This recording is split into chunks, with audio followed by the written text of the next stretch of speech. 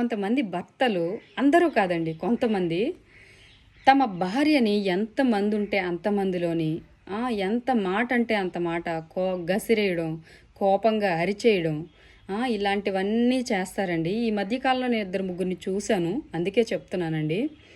మీరు అలా గసరడం వల్ల అందరూ మిమ్మల్ని అబ్బా భార్యని కంట్రోల్లో పెట్టాడు, చెప్పిన మాట వినేలా చేసుకున్నాడు అని మిమ్మల్ని పొగుడుతారేమో, కానీ మీ భార్యని మిగిలిన వాళ్ళు కూడా తిట్టుకుని, మిగిలిన వాళ్ళు కూడా చులకనగా మాట్లాడే అవకాశం మీరే ఇస్తున్నారనే విషయాన్ని ఎంతమంది గమనిస్తున్నారు? మీకేమైనా గొడవలుంటే 4 గోడల మధ్య వచ్చి పరిష్కరించుకోవాలి, అంతేగాని నలుగురిలోని మీ భార్యని తిట్టడం వల్ల మీ ఈగో సాటిస్ఫై అవుతుందేమో కానీ మీ భార్యని మిగిలిన వాళ్ళందరి దృష్టిలో మీరే చులకన చేస్తారు. ఇది మాత్రం గుర్తుపెట్టుకోండి.